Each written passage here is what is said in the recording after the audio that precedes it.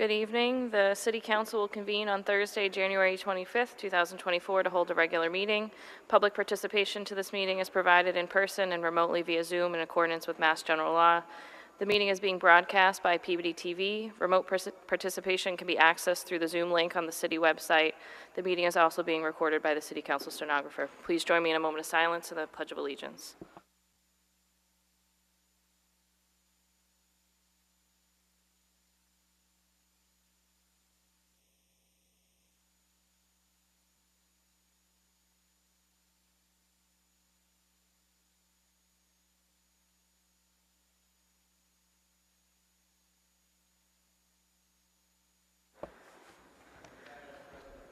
You've heard the motion from Councillor Gould. All those in favor? Any opposed? It's a vote. Moving on to hearings, item 4A, Councillor McGinn. Thank you, Madam President. This is a license transfer, Class 2 motor vehicle license transfer. There was a point of feedback from the police department in there. The police department and myself have been working with the applicant to get a proper response to the police department information. That hasn't come to completion yet. We've got a couple of late receipts tonight that I'm purposefully not going to receive because we're going to get yet another draft of that. So while this is being worked out, Madam President, I'm going to make a motion to continue this to the next meeting. So moved. You've heard the motion. All in favor? Any opposed? It's a vote. Moving on to item 4B, special permit, Spiro J. Demarcus, trustee, 29 to 31 Linfield Street, to amend a special permit 14/2021 to allow the deck permitted by said special permit to be enclosed and converted to a year-round function room. The clerk will read the record. Notice is hereby given that the City Council of the City of Peabody, acting as the special permit granting authority, will conduct a public hearing on Thursday evening, January 25th, 2024, at 7:30 p.m. in the Frank L. Wigan Auditorium, 24 Lowell Street, Peabody, Mass., and remotely via Zoom on the application from Spiro J. Demarcus, trustee, 6 Buttonwood Lane, Danvers, Mass., for a special permit requesting to amend special permit 14-2021 to allow the deck permitted by said special permit to be enclosed and converted to a year-round function room at 29-31 Linfield Street, Peabody, Mass. Is filed in accordance with sections 1.5.1, 6.1, and 15.7 of the Peabody zoning ordinance.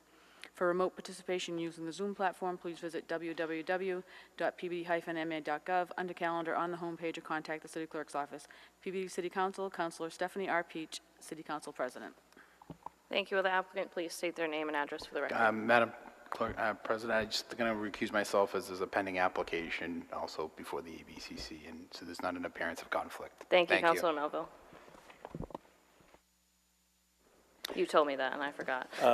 Thank you, Madam President. My name is John Kelty. I'm an attorney. I practice law at 40 Lowell Street in Peabody. I appear on behalf of Spiro Demarcus of Realty Trust that owns the Wardhurst. We came here approximately 2 years ago, and you were kind enough to grant us a special permit in order to build a deck at the rear of the premises. This evening's special permit is an amendment to that special permit allowing the deck, which would allow us to enclose the deck and be able to utilize the space year-round. I've had a number of discussions with our ward councilor, Peter McGinn. We've been Councilor McGinn is especially concerned about overflow parking on the street. So we've come up with, I believe, a condition that fairly and accurately and provides some enforcement with respect to the number of spaces. We have 49 spaces, so we will now arrange seating such that we will be able to utilize the 49 spaces and not be short any parking spaces on the premises. The existing dining room is a little bit crowded. Spiro has agreed that there is a table of 8 that can be removed and provide more space in the main dining room, and I showed you a plan with my application which the architect put together, which showed 40 additional seats, and we have the ability to take the tables that were shown in that plan out of the middle. That's another reduction, so that the parking will be perfectly aligned with the number of spaces at the bar and in each dining room. I believe that Councilor McGinn has some conditions. With that, we're happy to answer any questions the board may have, the council may have. And with me this evening is John McDonald, who is the full-time manager of the Wardhurst, and he's happy to address any questions that you may have. Thank you. Is there anyone here this evening to speak in favor of the applicant? Anyone on Zoom? Anyone to speak in opposition? Anyone on Zoom? Seeing none, Councilor McGinn. Thank you, Madam President. This property is located in an R1A zoning district. I've been in contact with a number of the neighbors, and your package includes a letter from one of them, Mr. Whedon. I've had conversations with him as well. The sentiment from the abutters is that the addition that's before us could be allowed to go forward if properly conditioned. As Attorney Kelty mentioned, we've worked out some conditions that are essentially modifications to the existing conditions on the current deck that make sense in the context of this being an enclosed space.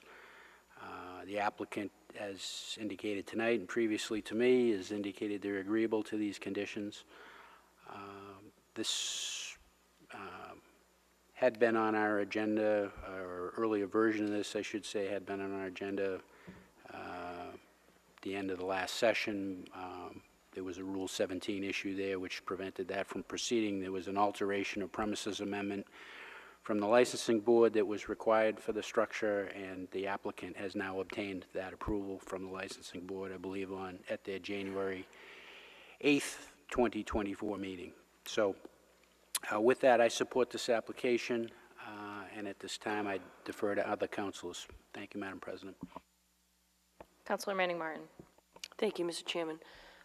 Through you to Attorney Kelty, you lost me with the 49 spaces. How many spaces are there now? 49.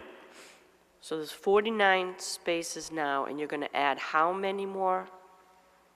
How much more seating? When we pitched the deck, we suggested there would be 24 seats. This application, although it didn't reflect the number of seats, but the addition itself, the architect who supplied the floor plan showed 40 seats. Councilor McGinn became concerned that we were jumping from 24, so we decided to look at the entire restaurant, count the actual spaces on the site, and then mold the seating around the available spaces. We are required under the zoning ordinance, we are required one space for every 3 seats, 1 parking space, and so we're going to remove tables in the main dining room and then not put 40 seats into the addition. So we will have adequate parking for the number of seats we will be offering. 49 times 3. So when you came forward for the deck, Yep. I had concerns because the deck was going to take up parking spaces. And so you lost parking spaces by putting up the deck. We had in excess of 49 at that time. Right, okay. And the deck was seasonal, and I don't think I ever saw it really full, and it was open during COVID, right? In 21, and, right? They were actually outdoor dining in the parking lot during COVID. And then the response to the outdoor dining was so favorable that they then decided post-COVID to build the deck. What year was that deck put on? My earlier permit was 2022, the amendment. I recited on my application. Okay, I'm sorry, I thought it was 21. But it doesn't seem that long ago. Permit number 14 of 2021. It was 21. So those, Time flies. that when was you- still, there was still think we were coming out, but... COVID. And it wouldn't be built, so they were in the parking lot. Okay, so, so the deck did not, my concern was you were going to take parking away from a parking lot that's already overflows into Linfield Street. So you lost some parking to put up the outdoor dining, the deck. So now, my concern now is you're going to enclose that as a permanent structure that is going to be busy, because it's enclosed. And believe me, I love the Woodhurst. I think I help them pay their mortgage. So I love it. But when it gets busy, that is a very stressed stretch of street on Linfield Street. And to add more seating is going to bring more cars that it can't handle already. I mean, you can tell me, you know, you can talk about zoning and you're only required X amount per zoning, per seat. I just can't handle it, and it's in an R1. And I just think it's busy enough. And I think to add that much more seating, to bring that many more vehicles to an R1 residential on Linfield Street on that curve, I think it's dangerous. And I think in snowstorms and when we have snowbanks, it's very difficult to maneuver, to drive down that street at those times. And it's very dangerous for people getting out of their cars on that bend to get in and out, to go into the Woodhurst. And we're just going to exacerbate that. I think it's already dangerous. And I think we're going to be making it more dangerous by doing that. I don't think it's a good idea. I think it's a safety issue. And it's an R1 residential, which is restricted use. And it's already, I know it's a pre-existing non-conforming, but the outdoor dining came in under pre-existing non-conforming, and now you're enclosing the pre-existing non-conforming. So I just think we're really stuffing that restaurant to the gills, and I think it's going to be very dangerous. What we've tried to do is reduce the number as you see in the dining room today, there's a table, an 8-top, that's up against the kitchen wall. That's going to be removed. It creates too much congestion in the dining room anyway, and with the additional space, we won't need that table, so we will reduce by that 8. And then the rear portion of the room shows some seats against the wall, and 2 tables in the middle. We're not going to put the 2 tables in, and so we've agreed upon a condition that will align the number of seats with the available parking, which is exactly 49. So. Yeah, that math just doesn't work for me. You're adding more seats to a crowded, dangerous situation, and it's only going to get worse. So that math isn't working for me. Thank you. Councilor Walton. Thank you, Madam President. On the application, it says that it's going to be converted to a year-round function room. So will this be used for general dining beyond function, or will it have to be a... It will be used for general dining. Councilor Walton. That's it for now. That covers it. Thank you. Any other councilors? Councilor McGinn? Oh, sorry, Councilor Higgins, did you have your hand raised? Yes, thank you, Madam President. I have a question about the current number of seats in this area and how many seats is it going to? Are we keeping the seating the same, or is what is the number actually? Right now, on the 23rd, there were in the main dining room, that little side dining room, and the bar, 120 seats. And then our requirement, we have 49 spaces. The requirement in zoning is based on square footage or 3 per seats, 1 space per 3 seats, and whichever is greater. So the greater of the 2 is the number of seats, and so we've agreed that to a condition that essentially says our seating has to be in accordance, so it would be 3 times It'd be, 147? yeah, 3 times 49, which, 3 nines, what's that, 162? 147. 147, yeah. Math was not my major. You can ask anybody in my family. Okay, thank you My very much. granddaughter doesn't allow me to help her with her math. Thank you very much. Thank you. Any other counselors? Counselor McGinn? Thank you, Madam President. Yeah, just to assure the council, I know Councilor Manning Martin has her legitimate concerns for sure. This was high on my list of concerns because it was raised by neighbors. So I think what we've come up with works here. I have a hard time using this to obligate them to provide more parking than is required by zoning. So, you know, I think they're scaling back seating to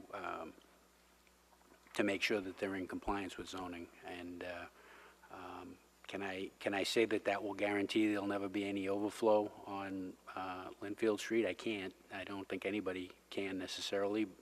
But you know, it's a dangerous stretch there. So the things that Councilor Manning Martin raises are certainly very valid concerns. But I think for those, their willingness to make sure that they're guaranteeing ongoing compliance with the zoning is a very sound approach to this. So that's gives me that comfort level. So with that, Madam President, I move to close the public hearing. You've heard the motion. All in favor? Any opposed? It's a vote. Counselor McGinn?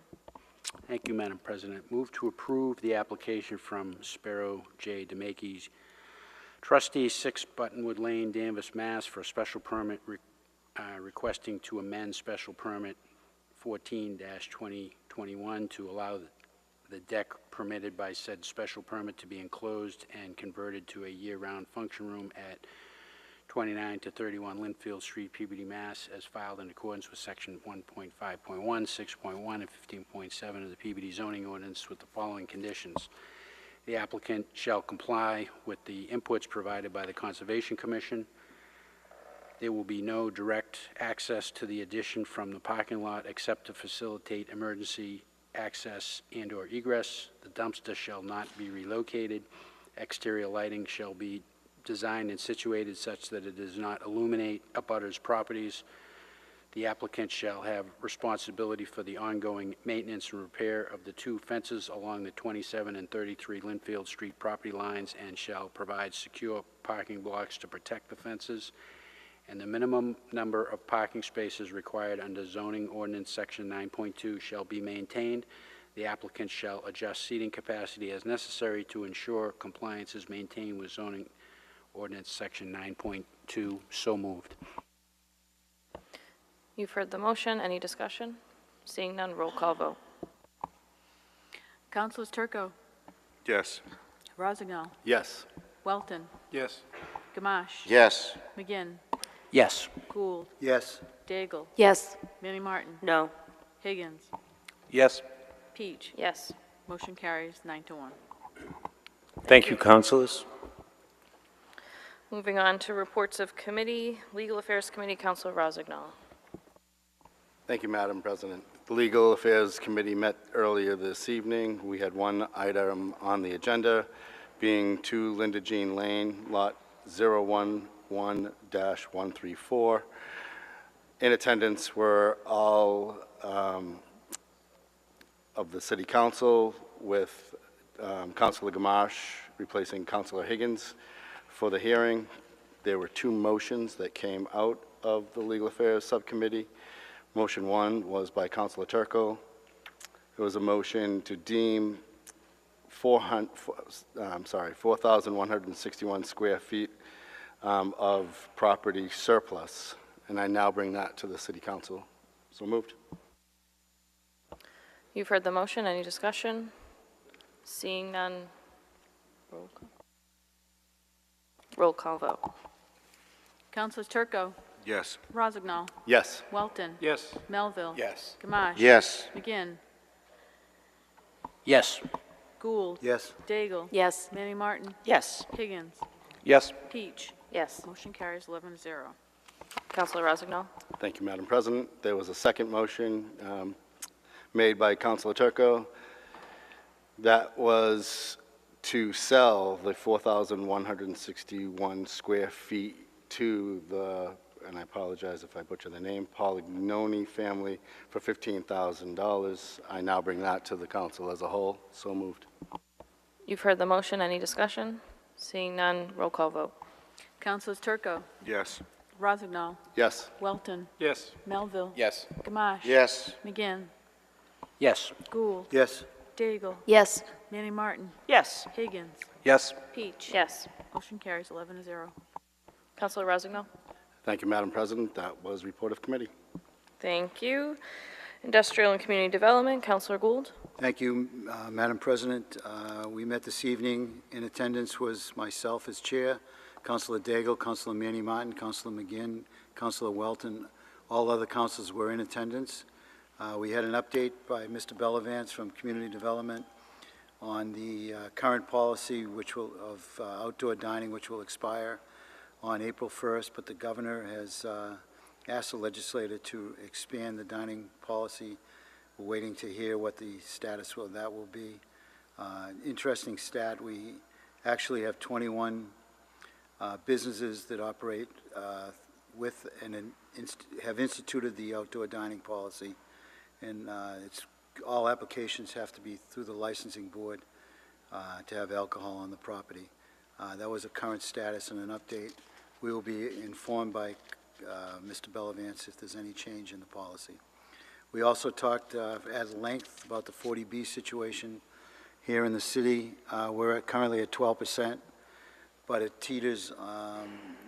We're trying hard to get the manufactured houses as deductible for our number, but we haven't had much luck. Councilor McGinn mentioned that it appears as though that may be considered this year by the legislature. Councilor Manning Martin brought up the bed/bedrooms, and as opposed to, as it relates to group homes, and the information that we got was very thorough. Ms. Bernstein was definitely on her game with it. There was a motion by Councilor Manning Martin, and I apologize, I don't have that exact motion. Madam Clerk, do you have that?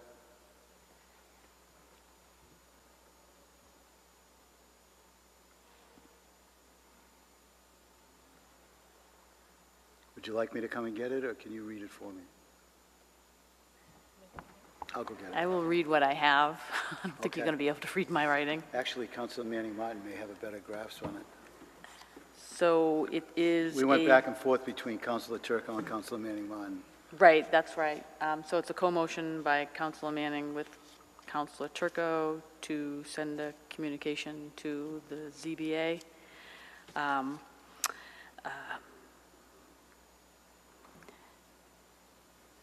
That the council is 100% supportive of Stacy Bernstein's request to have the units be in perpetuity for 40B developments. Thank you, Madam Clerk. Sorry to put you on the spot with that. You heard the motion. I now present this to the full body for vote on the motion. Madam President, please. You've heard the motion by Counselor Gould. All those in favor, any opposed? It's a vote. Counselor Gould. Thank you, Madam Chairwoman. We're all set. Thank you. Thank you. And, Counselor Gould, if we could accept item 8B. So moved, Madam President. You've heard the motion. All in favor, any opposed? It's a vote. And moving on to Finance Committee, Counselor McGinn.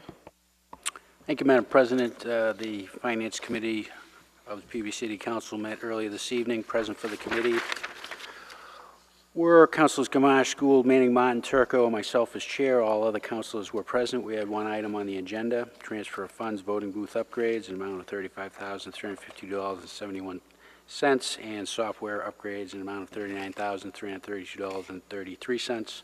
This was presented to us by the Director of Finance, Mrs. Ingris, and there was some additional information provided to the committee by Clerk Danforth. Councilor Turco raised a question about the ongoing annual fee, which was addressed by Mr. Gingras with what our expectation should be with that fee ongoing. Justification for the additional fees was that it was going to provide some additional automation that the various departments are not able to utilize today. So that would be the payback on the incremental annual fee. With that, there was a motion made by Councilor Gould as follows. Move to approve transfer request from account number 1000132057410, budget reserve, an amount of $35,572.71 to account number 300000005871620240000001620, voting booth upgrades, an amount of $35,572.71, and also approved transfer request from account number 1001320574110, budget reserve, an amount of $39,332.33 to account number 300000005876920240000001550, software upgrades, an amount of $39,332.33. Madam President, that motion passed the committee unanimously. I now bring it for consideration of the full council. So moved. You've heard the motion. Any discussion? Roll call vote.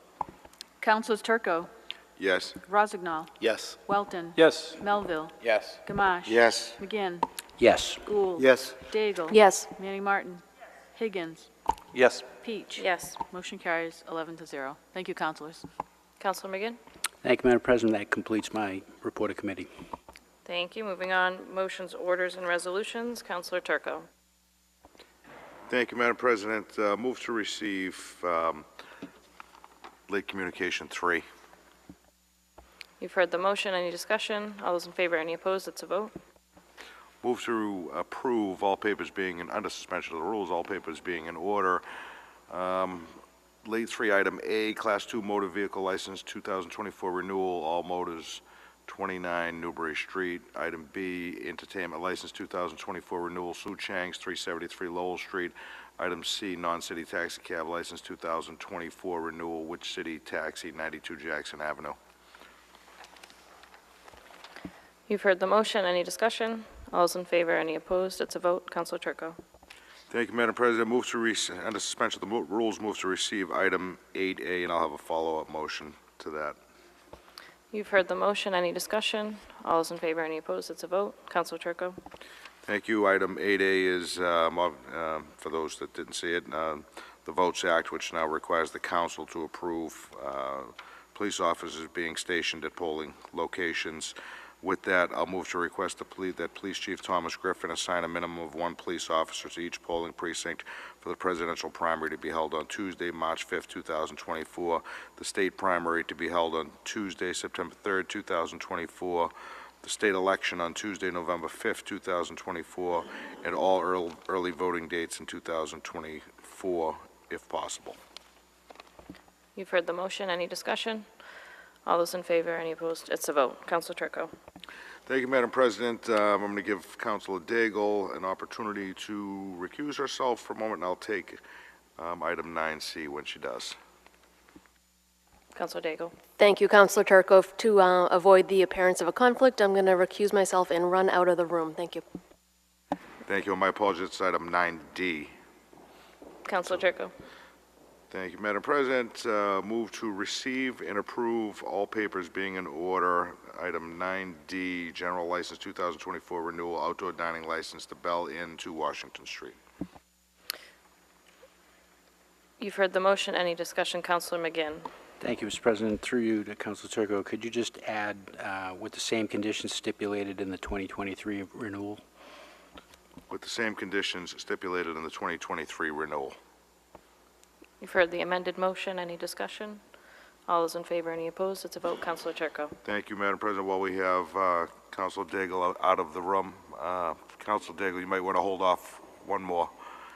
Move to receive and approve Item 9B, entertainment license 2024 renewal, Eatery 5858 Pulaski Street, Jade's Restaurant 4 Bourbon Street, Trackside Bar and Grill 30 Warren Street. So moved. You've heard the motion. Any discussion? All those in favor, any opposed? It's a vote. Counselor Turco. Thank you, Madam President. Council Daigle, does anyone want to just give Council Daigle a quick wave? Mike, can you just let Council Daigle know? Thank you, Madam President. Move to receive and approve item 9A, Class 2 Motor Vehicle License 2024 Renewal, North Shore Automotive, 100 Bernie Street, Unit 7, Sacco's 119, 121 Lynn Street. All papers being in order. Thank you, Counselor Turco. You've heard the motion. Any discussion? All those in favor, any opposed? It's a vote. Counselor Turco. And last one, move to receive and approve item 9C, all papers being in order, use of the Wigan Auditorium, Peabody High School vocal music. So moved. You've heard the motion. Any discussion? All those in favor, any opposed? It's a vote. Counselor Turco. No further motions. Thank you, Counselor Rossignol. Thank you, Madam President. Under suspension of the rules, motion to receive item 8C. So moved. You've heard the motion. Any discussion? All those in favor, any opposed? It's a vote. Counselor Rossignol.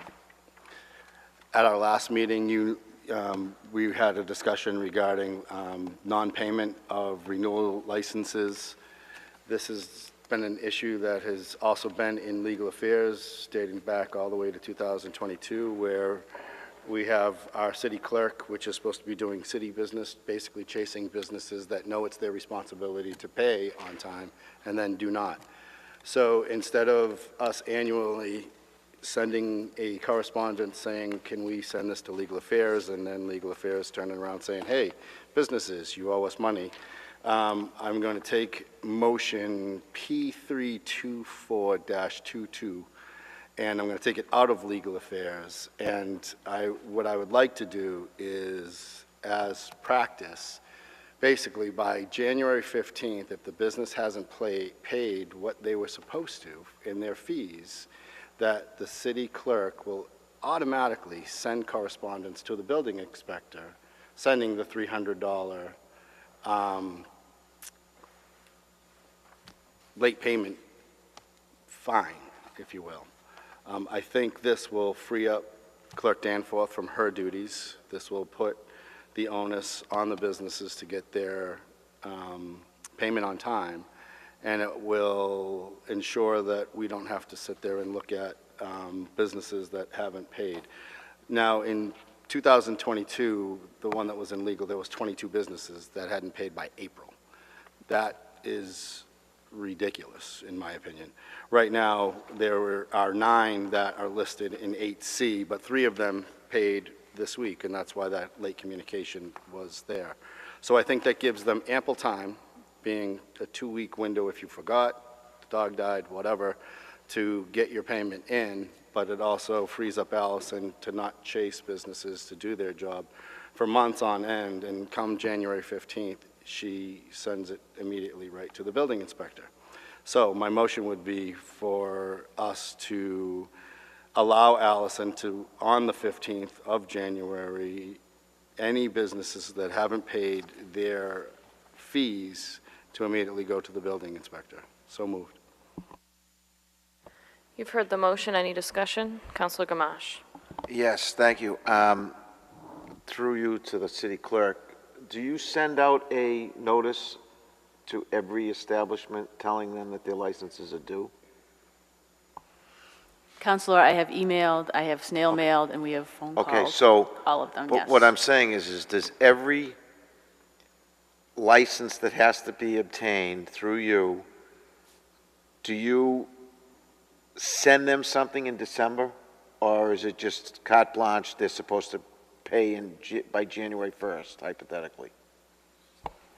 Counselor, as a courtesy, we do send renewal notices out. Okay. Yes.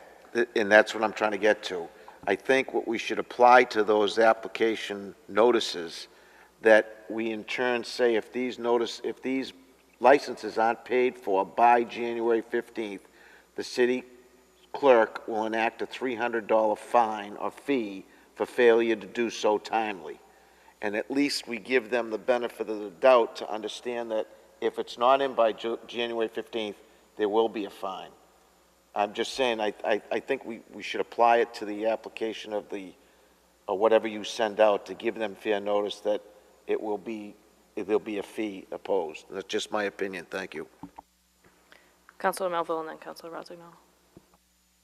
Councilor Rossignol. Thank you, Madam President. My fear with that tactic will be now the business has 2 extra weeks to sit on their own money. It's $100 for most cases.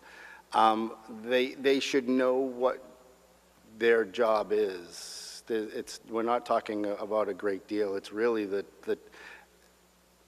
clerk sends out emails and correspondence to every license holder multiple times, and in some cases, and Clerk Danforth, correct me if I'm wrong, sometimes starting in November.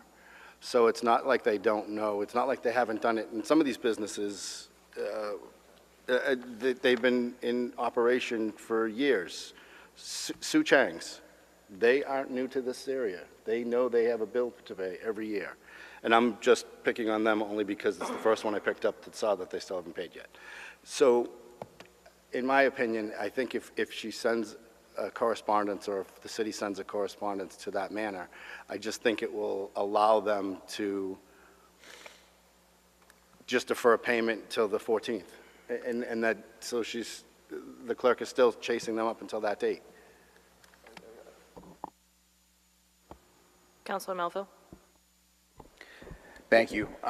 So I support the January 15th of sending it to the building inspector. When it comes to the fines, I'm not going to feel comfortable just deciding that tonight. I absolutely agree. We should enact some sort of procedure and policy to help the clerk's office with kind of tracking down these. This is not something that they should be required to do. All of these businesses have renewed something recently as part of their annual renewal. It's just that they're, for whatever reason, not doing this one. I also, part of legal affairs, I know I sent something in there about removing the TV entertainment permits, just the single indoor TV radio entertainment permits. I think we can also remove some of the unnecessary things that the clerk has to go and get back. I think we actually lose money on those particular permits. But yeah, if we want to, listen, chasing down a licensees to renew is a very difficult thing unless there is attributed some sort of penalty that they'll pay. And usually the best process is to correlate that with the annual licensing fee. So you wouldn't just say, because 300 could be a lot or it could be a little. So we don't really know. So I would ask if you want to make a motion as well to get some recommendations from either the clerk or the building inspector on the types of penalties that could be incurred for a license for not operating or renewing late, to include revocation. I think those would all be very helpful. Thank you. Councilor Rossignol. Through you, Madam President, to the city clerk, that's where the $300 came into play. That's basically what is on the books now, is what we would charge for a late renewal. So I believe in the ordinance, the maximum fine is $300. Last year, I think we fined one business $100, and we fined another business $300. The person who had the $300 fine was my first application this year, and the person with the $100 fine, I'm still waiting this year. So I think that the $300 went a long way. Councilor Rossignol. So my motion again would be to have the clerk on the 15th of every January send any non-payment of renewal licenses to the building inspector's office for a $300 payment. So moved. Councilor Melville. On the motion, through you, Madam President, to the clerk, so it was your experience that the $300 fine was helpful in getting the renewal, but I'm asking for advice on this, that's why. I absolutely do. They were the first license to come in and renew this year. That works for me. Additional to that, I mean, for the ones that are currently outstanding, I think we should probably consider that on how we want to deal with those, if that's the case. But the clerk's recommendation works for me. So thank you. Councilor McGinn. Thank you, Madam President. This is a very minor administrative thing here, but I think I heard on the front end of Councilor Rossignol's comments that he wanted to pull that out of committee. I think that's a separate vote first, and then the motion. So I'll let you adjudicate that the way you see fit. Counselor Rosendahl, do you want to take the motion to pull from committee and continue discussion? Yes, so I will withdraw that motion and make that separate. The poll. Withdrawing the pull from committee motion.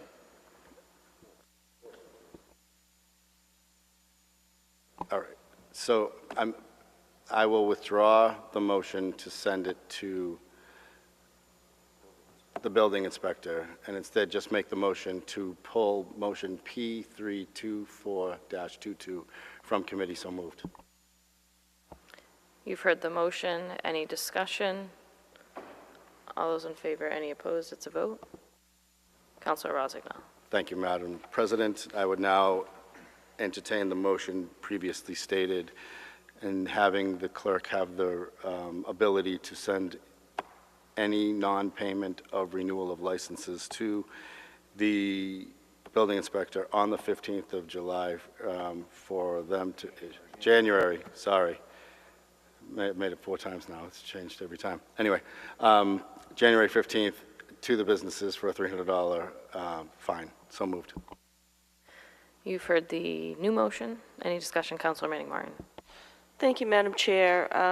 I support this motion, and I want to commend Councilor Rossignol for really taking the bull by the horns on something that has just been lingering for too long, and we've been handling it with kid gloves for forever. So I want to commend you for just sticking a fork in it, and we'll move on and fine them. Thank you. Any other discussion?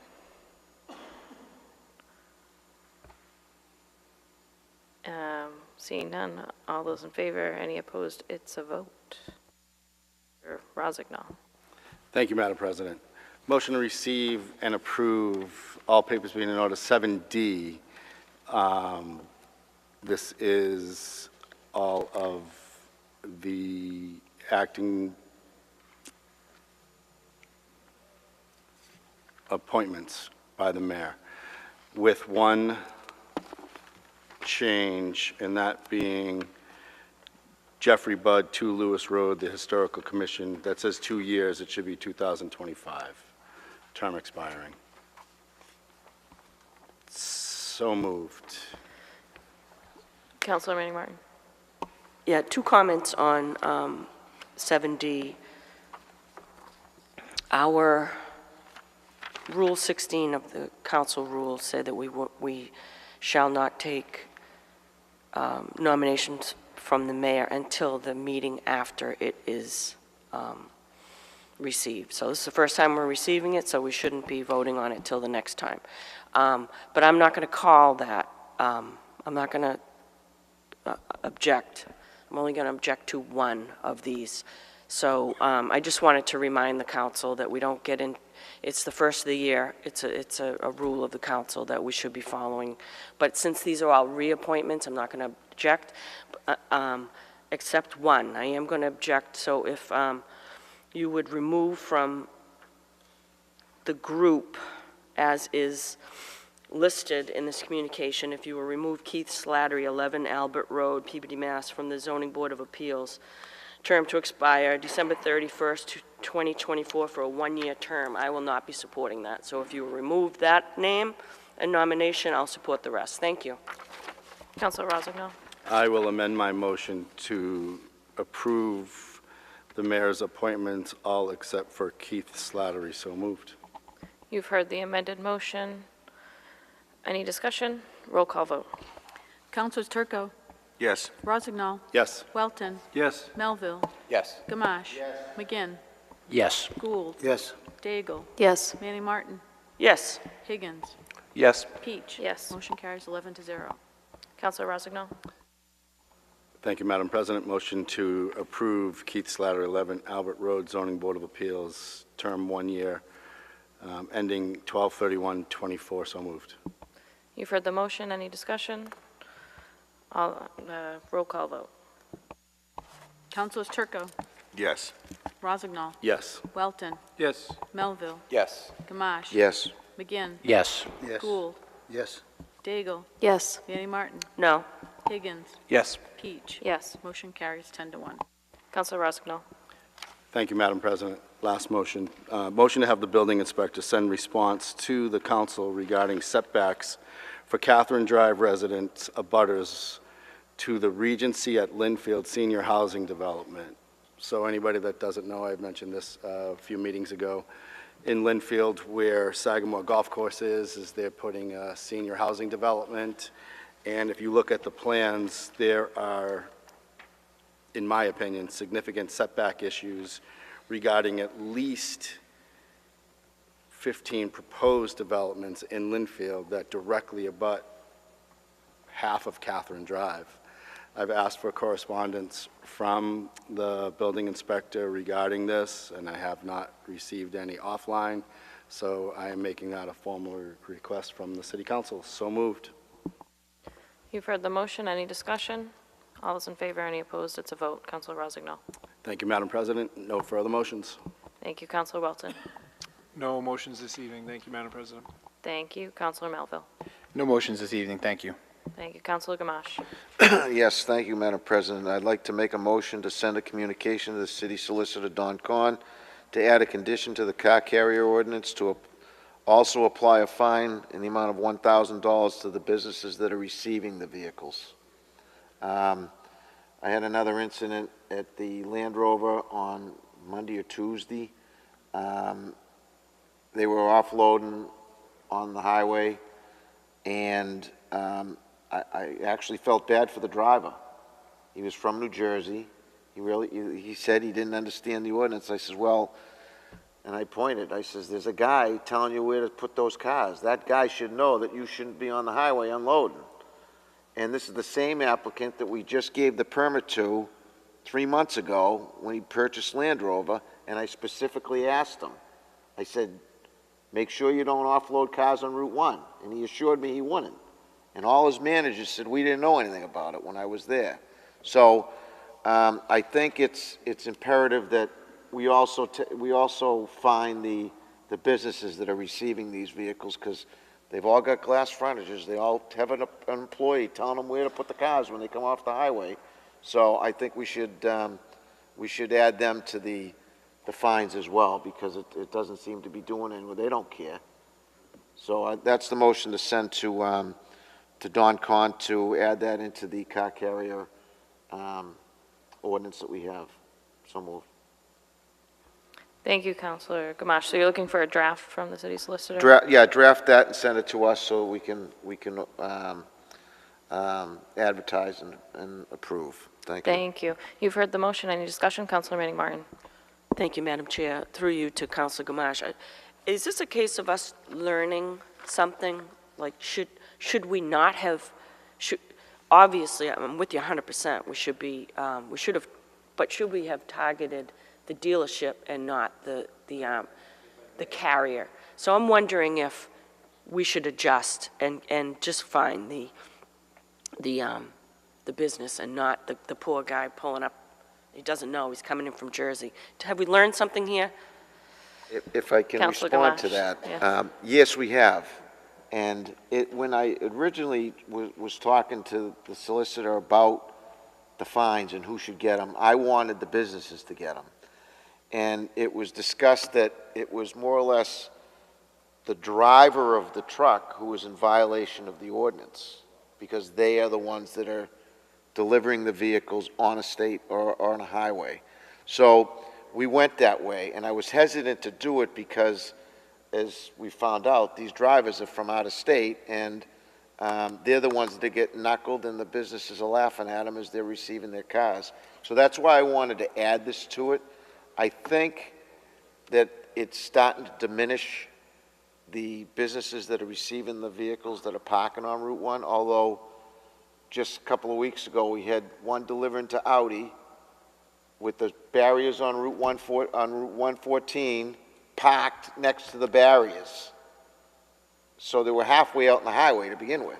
So quite honestly, yeah, we've learned, and I think that the businesses, once they start getting fined, I think those guys will start realizing that they got to tell these guys, and it'll eventually go away. But yeah, it was a learning curve, and I kind of feel bad for those drivers, but And same thing, they're doing a job for the businesses, and the businesses aren't coming out and telling them to move the truck. So, thank you. Okay. Councilor Manning Martin. Thank you. So then they could choose not to do business with somebody who's, okay, I'm good. Thank you. Councilor Gould. Thank you, Madam President. Through you to Councilor Gamache. Councilor Gamache, can you tell us the actual proceedings that happen when there's a car carrier out there? Do we call the state police? Do we? Councilor Gamache. Yes, if I may. And I get people calling me on my cell phone saying there's a car carrier on Route 114 or Route 1. I says, hang up or I'll call them, 531-1212, the non-emergency number at the police station. And Captain Richards has issued every officer a letter stating that there is no giving them a warning. It's an ordinance that we will mandate that they are getting a ticket for. And it was in today's paper. I don't know if you saw any of the evening news today, but they were fined. And you're calling the 531-1212 number. The dispatcher, you tell them your name. There's a car carrier on Route 114 delivering vehicles to Audi. In this case, it was Route 1 delivering vehicles to Land Rover.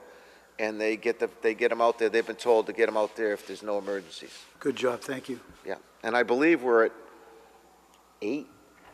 I think we've had 8 fines so far, but I'm not counting anymore.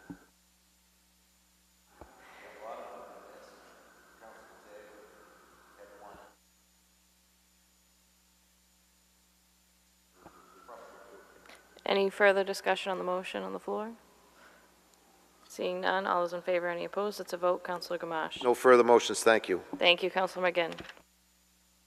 Thank you, Madam President. On suspension of the rules, move to receive item 7A and refer to finance. So moved.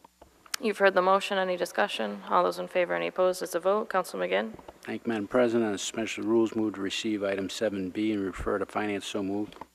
You've heard the motion. Any discussion? All those in favor, any opposed? It's a vote. Councilor McGinn. Thank you, Madam President. On suspension of the rules, move to receive item 7C and refer to finance. So moved. You've heard the motion. Any discussion? All those in favor, any opposed? It's a vote. Councilor McGinn. Thank you, Madam President. No further motions. Thank you, Councilor Gould. Thank you, Madam President. Just an information update. The Veterans of Foreign Affairs, Veterans VFW, used to collect flags. Councilor Melville, you might know this better than I, but most flags now are made from nylon, and they're a toxic material. So when they receive an old flag, they used to burn it, but it becomes very toxic. So Captain Patton is going to see if he can get a recyclable bin up at Farm Ave, a pretty good size receptacle, and he'll take it from there apparently there's a company around the country that takes all the used flags and disposes of them properly. So if you know of anybody that is in that situation, please have them hold tight. Thank you. Thank you, Councilor Gould. Councilor Daigle. No motions. Thank you, Madam President. Thank you, Councilor Manning Martin. Thank you, Madam Chair. No motions. I just want to remind everyone that the last day to put in an abatement with the assessor's office is February 1st. So any folks that took a look at their tax bill and felt that it needs to be reassessed, they have till February 1st to fill out an abatement, and the directions to do that are right online on the city's website under the assessor's page. Thank you. Thank you, Councilor Manning Martin. Councilor Higgins. I have no motions or resolutions. Thank you. Thank you, Councilor Higgins. I'll entertain a motion to adjourn. We're adjourned.